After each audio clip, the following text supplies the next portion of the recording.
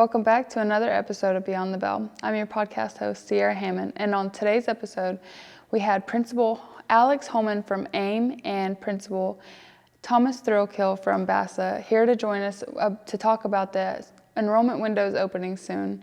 So let's go ahead and dive into it.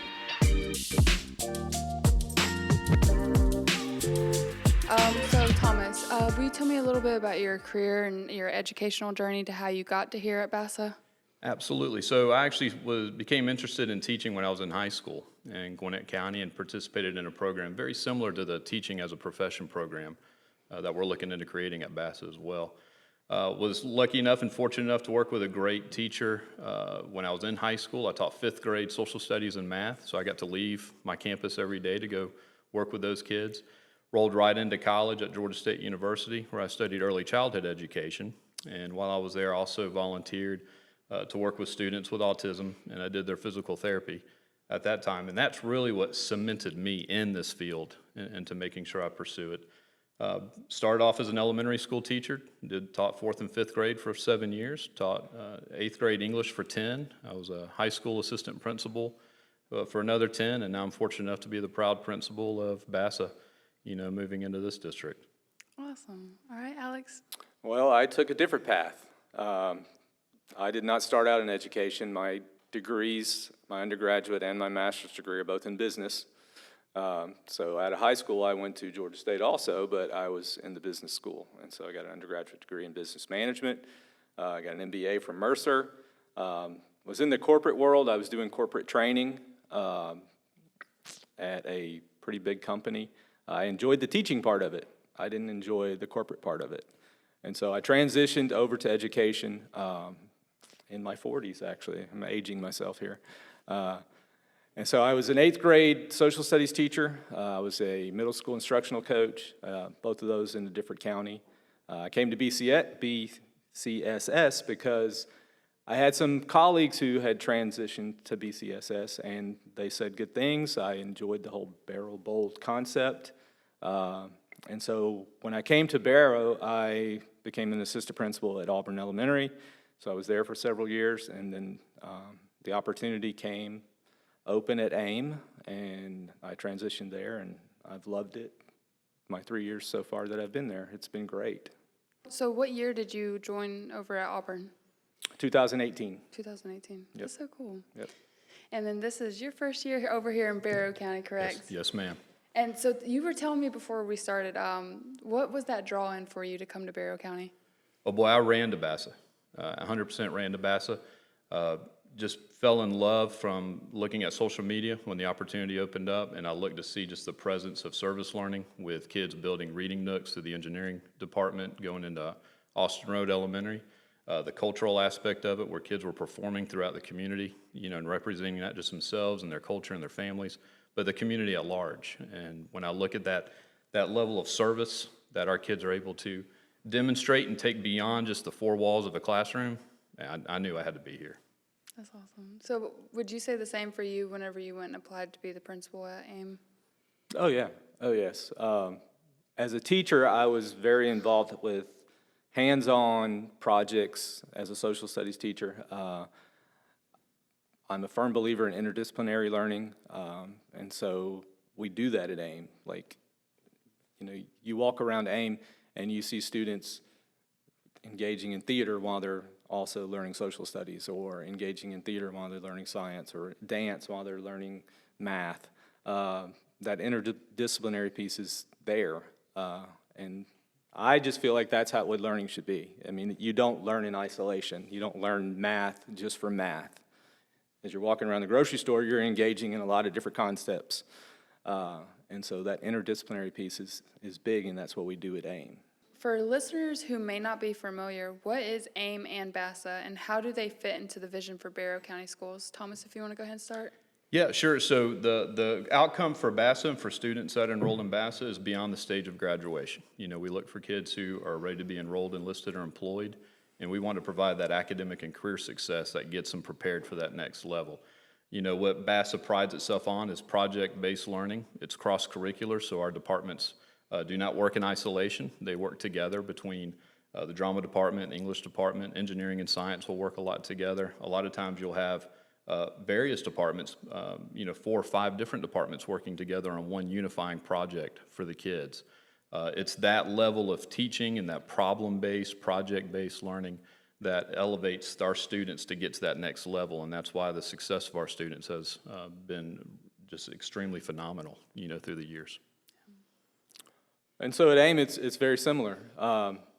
AIM, I would say, is more exploratory.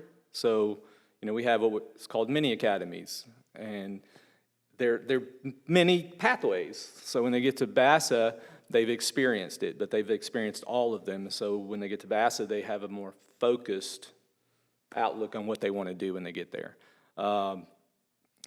Just to clarify, the program is AIM, Arts and Innovation Magnet Program. The building we're in is CFIT, Center for Innovative Teaching. A lot of times people will reach out and want to enroll in CFIT. The CFIT is just a building, okay? And so our program, though, aligns well with what BASA does, and we try to align our mini academies to pair up with BASA so that, if they enjoy culinary, that pathway is available for them, and they get to experience it in a miniature form, I guess. I don't know how you would say it. Exploratory form through our mini academies. So, we're very similar. We're just a smaller scale, and we're letting them get those firsthand experiences as they learn arts integration strategies and things like that, so that when they get to BASA, they can decide on a pathway. Let's talk about our 8th grade Ignite tours. How did your 8th graders feel getting to come in toward BASA? We only had 8th grade for the first time last year, and so we put something together kind of last minute to get the 8th graders over here. It was very organized this year. The career part of it, they really enjoyed. Had some students wavering on whether BASA was the right place for them, but actually getting on campus, I think it swayed them. They really enjoyed it, and my teachers thought it was phenomenal. They thought it was great. It was well organized. As a teacher, that's one thing you worry about. Is it going to be organized? We're taking time out of our day. Is it going to be worth it? They thought it was great, and so it was. They did a great job. I have to commend Washina, his AP, who organized it all, and Mr. T here for doing a great job with it. It was good. Absolutely, and if I can just kind of speak a little bit to it, that was so much excitement just to see those kids getting off those buses all the days. We really want to thank Mr. Holman and all the administrations from the middle schools in the district for allowing us to do this.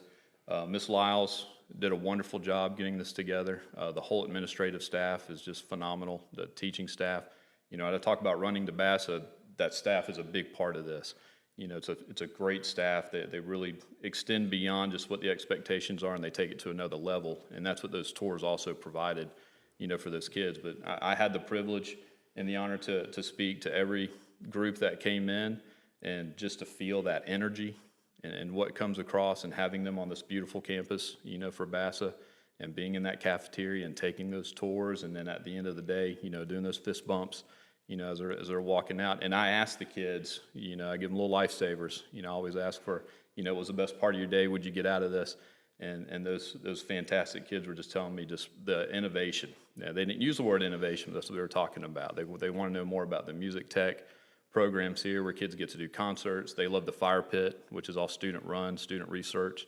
As they went into those areas, they love the classrooms, the electric car, that's being built here on campus. They absolutely love that. So the tours were extremely successful. We learned a lot from putting those together this year, but I just cannot commend the staff and the partnership of this district and all the middle schools who were able to help us facilitate that, and just a lot of gratitude goes out to everybody involved. So what makes AIM unique, and what kind of students thrive at AIM? Okay, that's a great question, and it's one that we explained during our information sessions to prospective families and prospective students. It's the level of engagement, I would argue, is the key thing that makes us unique. And by that, I mean, we're not just sitting in the classroom all day. We have unique spaces. We have a black box theater, we have a dance studio, we have a maker space that everybody in the district uses for Lego robotics. we have unique spaces, and the teachers utilize those spaces for everyday instruction. So your science class may be in the dance studio, or your social studies class may go out into the maker space. We use the gym like a classroom. It's not just for PE. And the other thing that makes us unique, besides that level of engagement, is the engagement of the teachers. My teachers are phenomenal. We're small staff. We have 14 teachers, 12 classroom teachers, 2 special education teachers. I don't have connections or specialist teachers for those in the elementary world.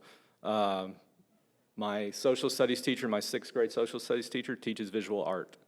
That's her mini academy. So all of my teachers, they teach a content area, and then they teach a mini academy, which increases that engagement because they're utilizing those skills from their mini academy when they're teaching their content. So it just ups the engagement. And so at AIM, we're focusing really on 3 things. We're focusing on interdisciplinary learning, where 2 teachers may take 2 classes together into the cafeteria or a larger space, and they're teaching together. So you have a science teacher and a math teacher co-teaching. Last week, we had 8th grade science. They're doing chemical reactions, and they're making bouncy balls out of borax and whatever. And then the math teacher's also teaching in there, because then they're measuring how high they bounce, and they're graphing them. And so you had a total interdisciplinary lesson with 2 contents, 2 teachers engaging, 45 students at the same time.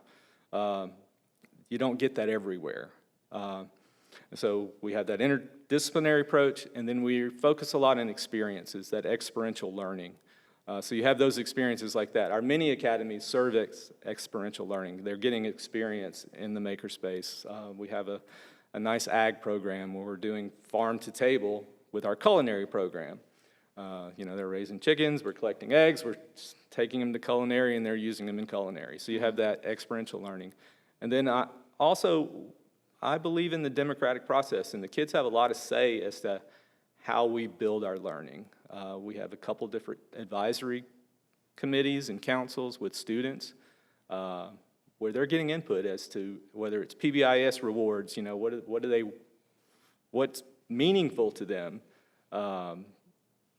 So, the staff, the learning experiences, the engagement, everyone has a voice in our program, and that's not always the case. And so I do feel like that makes us unique.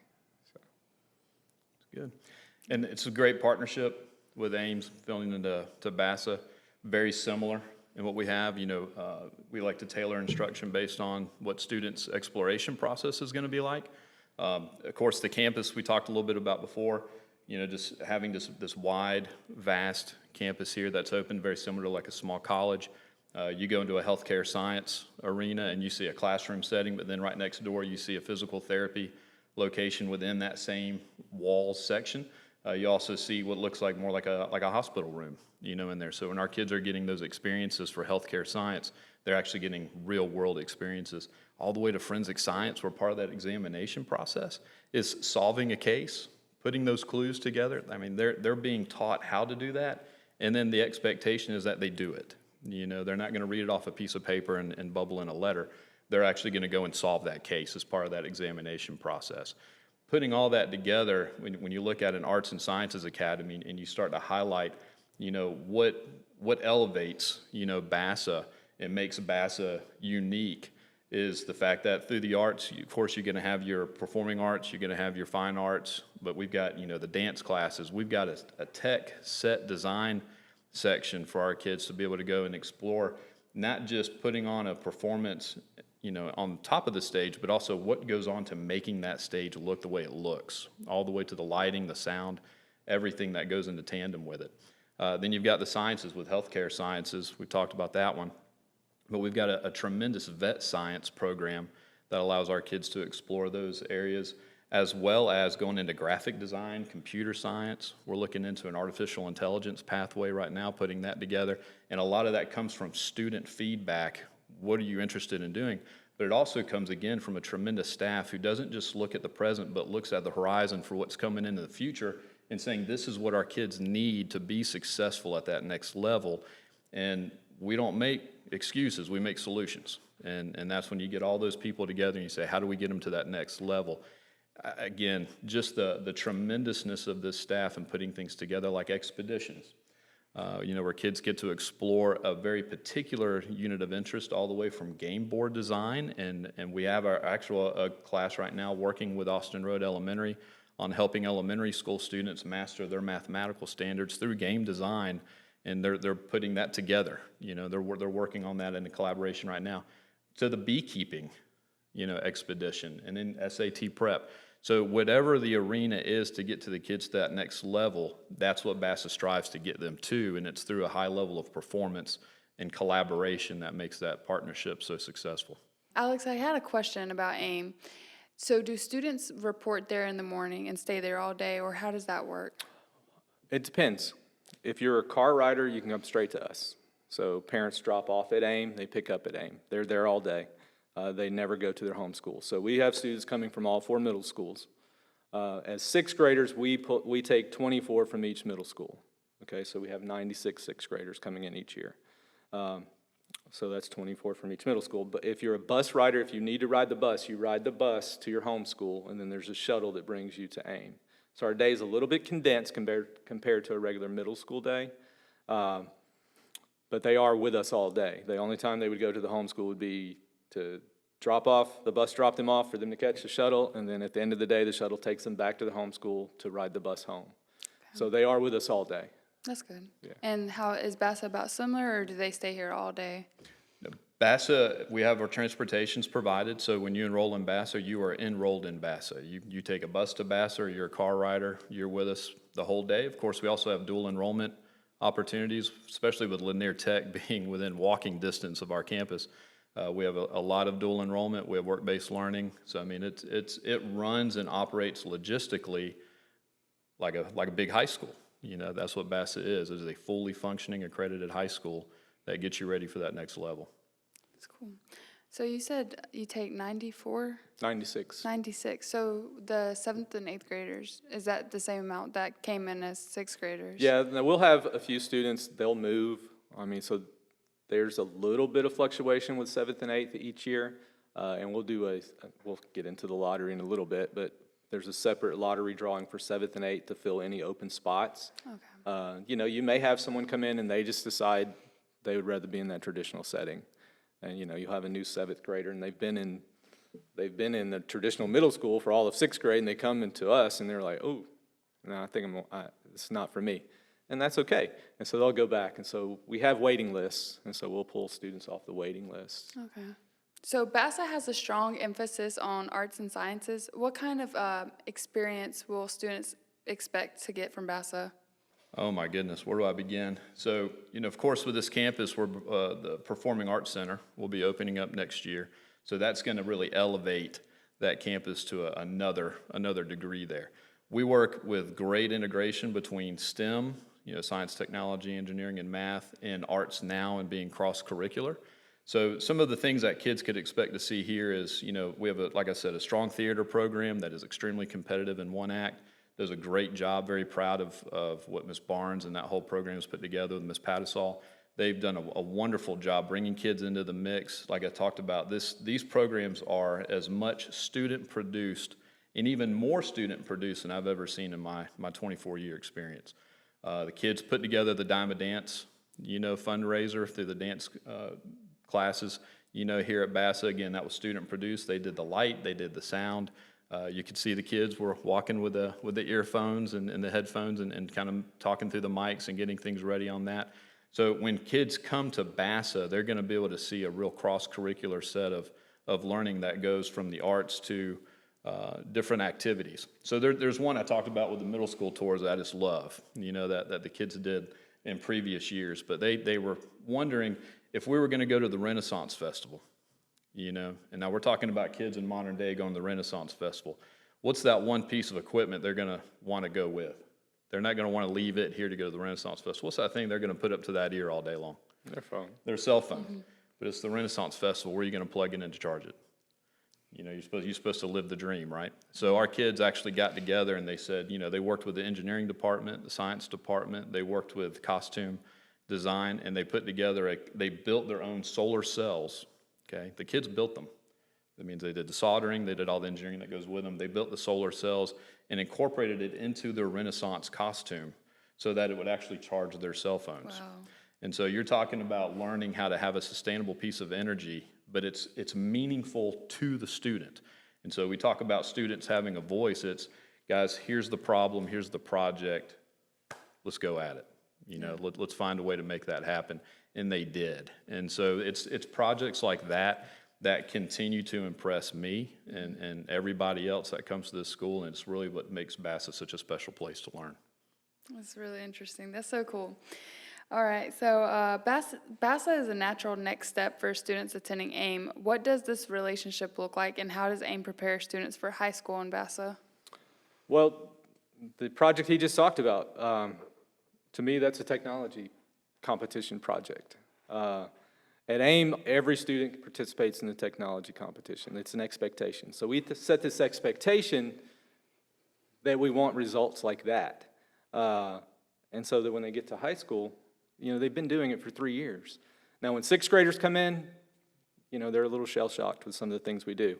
Like, we don't ask a sixth grader to get up and start dancing on day one. You know, we ease them into it. We teach them the vocabulary. We teach them the expectations. A lot of it's collaborative, where they're working together, so no one's performing by themselves. And then as they move through 7th and 8th, that progresses and they grow. So by the time they get to 7th grade, you know, in 6th grade, they're in the black box theater, they're learning basic theater skills. 7th grade, they're learning lighting. You know, he's mentioned lighting, you know, that they're working with that. They're learning to use soundboards. And by 8th grade, you know, they've got it and they're ready to go. And hopefully when they get to BASA, the students who have not been through the AIM program that enroll at BASA, they're able to provide some guidance when they're collaborating with them, because they've got those skills they're bringing to them. As far as our collaboration with BASA, 2 years ago we did not have a music program. We did not have band. We did not have chorus. Last year, thanks to BASA, we started a band club in the morning. So BASA's band teacher comes to us in the morning. It's her first block of the day. But she works with AIM students. So that's her feeder program, because she's going to have now students for 3 years at AIM. When they get to BASA, they know her, she knows them, they're ready to jump right into the BASA band. This year we added chorus. We're doing the same thing with chorus, and they performed yesterday at our little Veterans Day breakfast that we had. So it's thanks to BASA, we have music. It's morning clubs. They're not graded classes, and this is also, I want to thank the district for allowing us to do this. But they travel to AIM. They're there at 8 o'clock every morning. Students show up. Parents have to bring them because transportation is not running for AIM at that time. We have 60 kids in band. We have probably another 40 doing chorus. Some of them are doing both. They work it out so that they're on opposite days. And so that partnership right there enabled us to offer something at AIM that we didn't offer before. Yeah. And it's been very important for us to attract students. It's also been important for the kids learning. And I don't know, that you have these little groups of kids that's their thing, music. You know, they're not interested in the theater. They're interested in music, either chorus or band. And a lot of times they're going to do that all the way through high school. So it's building a natural feeder program as well. And then, you know, I do have a couple teachers who taught at BASA. And so when we brought 8th grade to AIM last year, I got a couple BASA teachers who were teaching 8th grade here. So they know BASA. They know the expectations of BASA. And that kind of transfers to my 8th graders. But I think the biggest thing we do to develop students and get them ready for BASA is those critical thinking skills. Because when you're planning a skit or you're planning a dance, you're collaborating, you're having to think differently, and they bring those ideas and those skills to BASA, and then they implement them with the things they do here. That's right. And it's been a wonderful partnership, you know, working with AIMS. I think the first event that I was privileged enough to see when I got here was in the summer, when Ms. Schreibman, who does a wonderful job with our band and working with the students from AIM, she actually works with a lot of middle school bands from multiple districts, and she brings them all in for a camp towards the end of summer, and they did a concert at the Innovative Amphitheater that's right here on campus, and just to see that all come together. to see all those kids working together in unison and putting on such a wonderful show. And then looking at what Ms. Schreiben's been able to do and Ms. Mitchell with the chorus program and seeing those kids come in and perform. And we went to the concert this past one from the fall about a month ago, and looking at those kids. And the coolest part of it is when AIM's up there singing or performing, BASA's in the audience, and they're the loudest claps and the loudest cheers that go on, and then it just reverses back to the other. When BASA's up there performing, the Ames kids are just there, and seeing that level of excitement. When you talk about a feeder program, that's a feeder program. That is what you want to see, is that partnership and that teamwork, because when kids get down to that next level, very few people work in isolation. It's a teamwork, it's a team mentality, and that's how goals are achieved. And just to see that take place, I'm so thankful for what AIM's been able to do, and I'm thankful for our teachers, Ms. Schreiben and Ms. Mitchell, for getting that done, and the investment that they've put into that program is just extraordinary. Absolutely, they've done a fabulous job. Ms. Mitchell actually brought the AIM students to BASA during the school day, a little field trip, but they worked over here during the school day with the BASA chorus, and it was very successful. Students enjoyed it. They enjoyed that time off campus, of course, but they enjoyed being at BASA and getting to experience that high school feel, too. How do extracurriculars differ at AIM and BASA from traditional schools? What decisions do students need to make before enrolling regarding extracurricular offerings? Sure. So the decision they need to make is essentially, hey, what's next? Like what do I want to explore at this time? Because BASA offers a tremendous amount of opportunities for kids extracurricularly.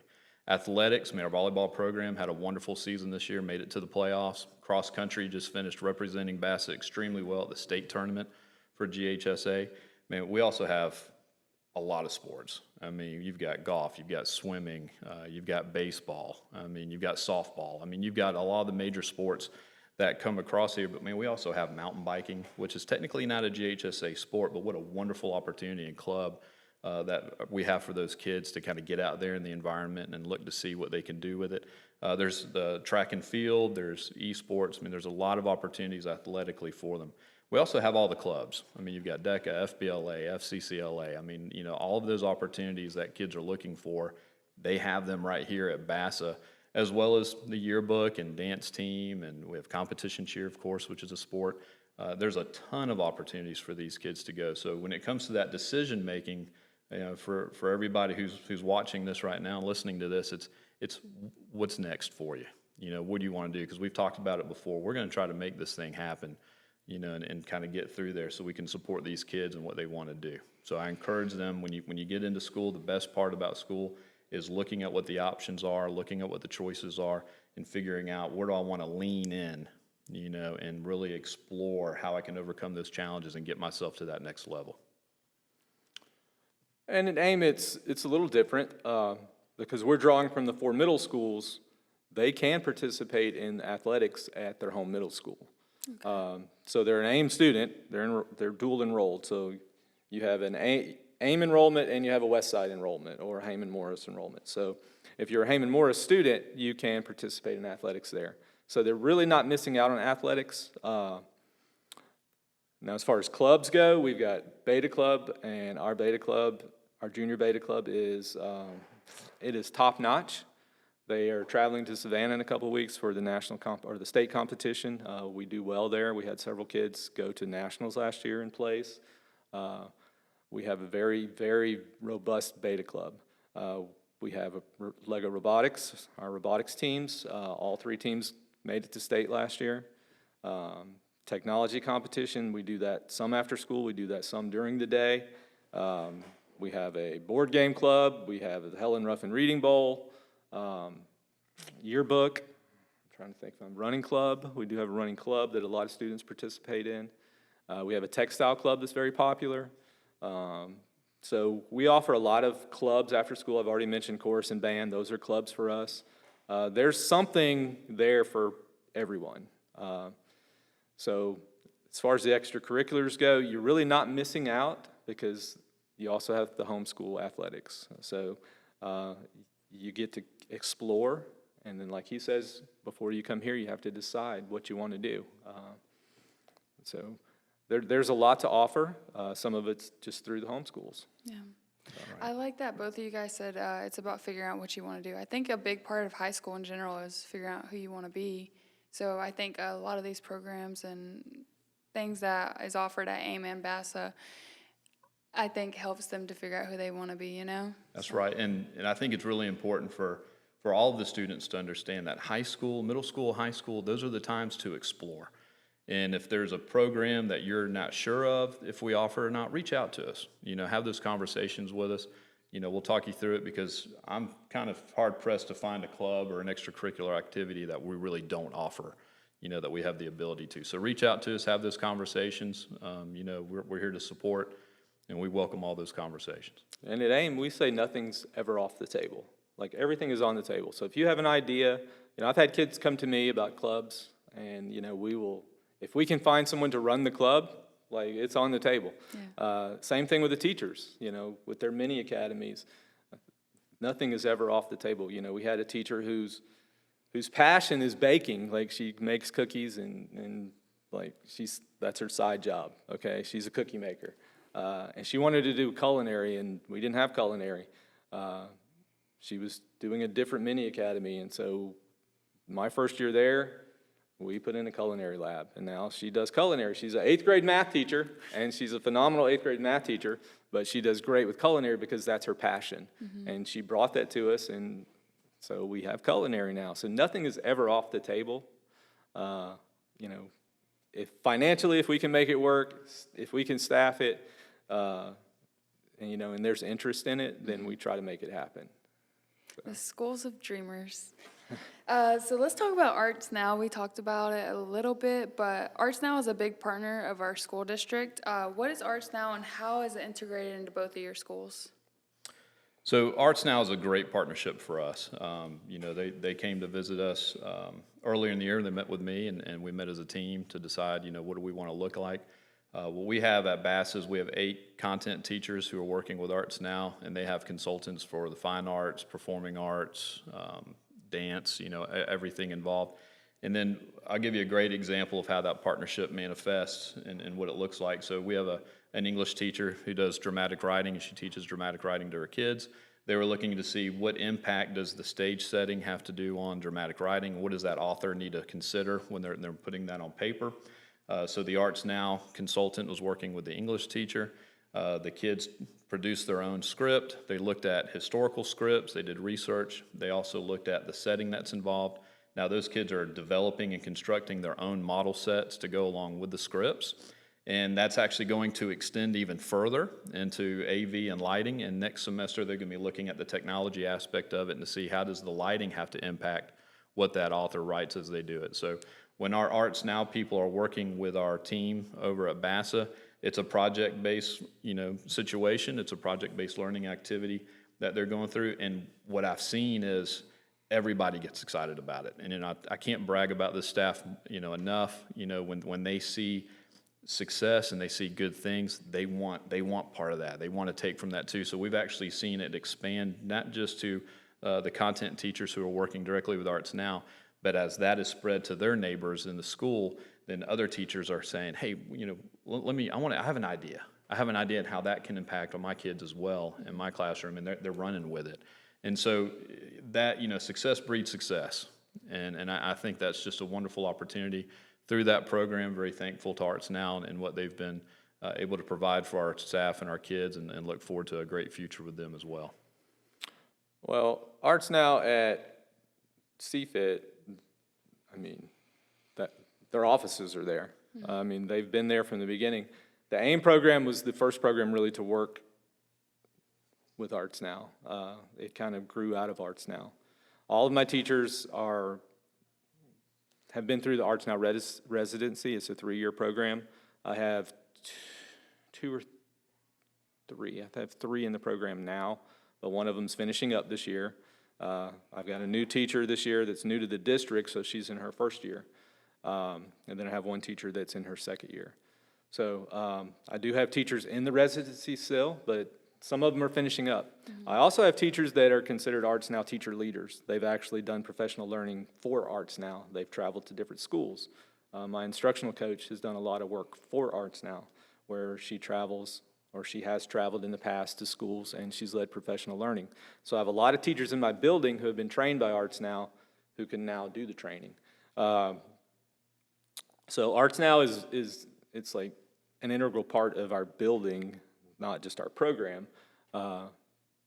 We also have elementary schools coming in to see fit and working with Arts Now. And so those students, they get in my building, they see a black box theater, they see a dance studio, they learn some arts integration strategies while they're in 5th grade, and a lot of times those students end up applying because they like that arts integration approach. So Arts Now, you know, I've been to their big sessions in the summer, and I'm asked this question in a group of principals, and I'm just saying I'm pretty much as intertwined as you could possibly be with Arts Now, because, you know, I see them every day, and, you know, have conversations with them. There's an event coming up in November, a day of learning, where they'll bring people in from other districts, and they will observe my teachers teaching. You know, I'll usually speak at that. But yeah, Arts Now, they've done a lot of training with our teachers. We've been lucky and fortunate to have them so close, working with our students and our staff. What are the next steps and evolutions of your programs? What's on the horizon for AIM and BASA? To me, it's always the mindset of continuous improvement. And I guess I get that from my corporate background. I don't know. You're always trying to make things better. And so on every Friday we have a staff meeting, and, you know, like I said, I have a small staff. We sit at a table. It's a round table approach, and we're bouncing ideas off of each other. And some of them we try, and some of them don't work. But that's okay, because that's how we learn. Some of them we try and they work, but we get input from the students, we get input from the staff, and we figure out how to make them better the next time. So the evolution of our program is just to continually improve. You know, we've added some new mini academies over the last couple of years. We've got a strong focus on writing right now, because to me, writing is a pure form of art. A good piece of writing is art, and so we have a creative writing mini academy right now.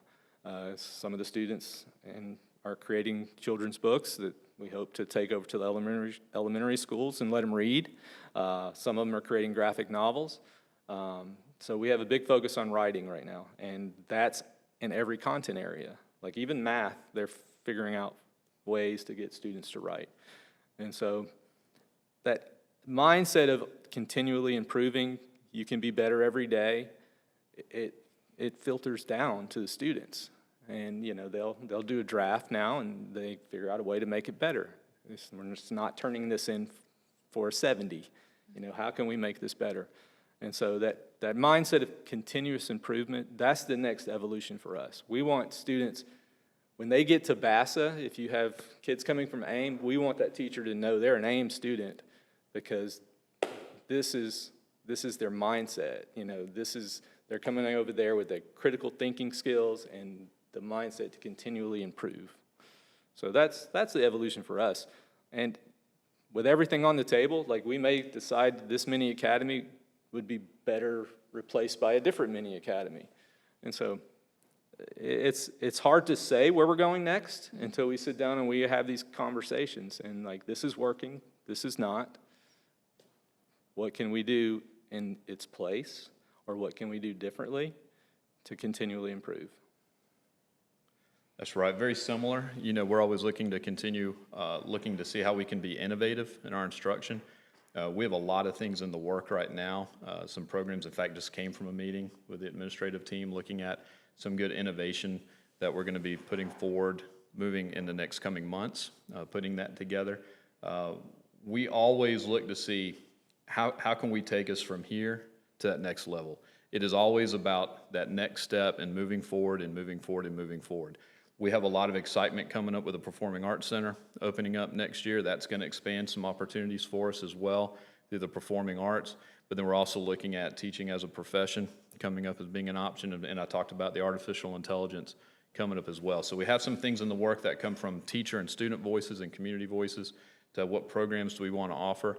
But I'll say that the umbrella that covers all of that is that highest level of student engagement and innovative strategies that come through. You know, we like to think outside that box So our teachers work great with professional learning communities. You know, they do a wonderful job collaborating, and just the sheer time that everybody gets in that one room, just like you're talking about your meetings on every Friday, as soon as everybody gets in that same room, everybody elevates. They all got smarter from being right there with each other and having those good conversations. And so we want those teachers to always feel comfortable trying new things, you know, having those conversations about what's impacting the kids in the right way, because I'm telling you, the kids change. You know, the learner changes, and you have to think about the horizon, and we've always got our sights on that horizon. Will you both take the time to explain the enrollment process for your schools? For students interested, what are the next steps? Absolutely. So BASA is a program of choice, and right now the easiest way to provide interest that you want to enroll in BASA is to go to our website. So if you just went to barrow.k12.ga.us and selected under schools, the Barrow Arts and Sciences Academy, there's a tab right there in the top right that says Enroll Now. You click on that, there's a digital form you fill out. That form will stay open between now and January 3rd. So if you just put that interest in, we will be in contact with everybody after January 3rd to let them know what the status of that enrollment looks like. And ours is a little bit different. In November, we do 3 information sessions because a lot of people don't know about our program. So we send out information to the elementary schools, and we host them in the evening. And they are generally well attended. We fill up our gym on all 3 days. So we have those information sessions, and then on January 6th, our application opens. So it is not on the website right now. I've had some questions this week, in fact, about where is the application. It's not on the website yet. It'll go onto the website on January 6th and open up. And it'll stay open for the whole month of January, so it closes at 4 o'clock on January 31st. And then we will send out lottery numbers. Anybody who applied will get a lottery number, and we will take, for 6th grade, there's 3 different lotteries. There's one for 6th, there's one for 7th, and there's one for 8th. So for 6th grade, we will take 24 students from each homeschool, from each middle school. So 24 Russell, 24 Westside, 24 Hayman, 24 Bear Creek. And then there will be a waiting list for each of those middle schools. So, you know, number 25 will be the first one on the waiting list for Bear Creek. And so you'll have waiting lists, and you'll have 96 6th graders coming in. The lottery will be in February. We haven't set the date yet, but we will set it by Christmas break. And then for 7th and 8th grade, it's a little bit different because we may only have, 8 to 10 openings in each grade level, if that. Last year, we only had like 4 openings for rising 7th graders this year. Now, there's always a little movement over the summer because students move out of district, or there may be a change of heart, and so we'll pull students off the waiting list. But we'll fill whatever spots we have available through that 7th grade lottery, whether it's 3 or 30. We'll fill them through the lottery, and then we'll create a waiting list for 7th grade. We don't necessarily look at that by homeschool because at that point, there's only a few spots. And so, everybody that applies for 7th grade goes into one lottery, and same thing for 8th grade. Whereas 6th grade, you have 4 different lotteries because you're pulling each homeschool separately. But the lottery will be in February. Once we draw the numbers, we'll send out an acceptance letter that they sign off on, accepting the placement, and we handle the enrollment from there. And then we'll have an orientation in the spring for our new students. Well, this is super exciting. I feel like this is very beneficial for our students, families, getting to know about BASA and AIM. I want to thank you both for coming on to the show and sharing your knowledge and wisdom with us. Wonderful. Thank you so much. It's been our pleasure. That was a deep dive into our enrollment window opening. And if you were interested, visit our website for more information. And remember, the learning journey never stops. It continues beyond the bell.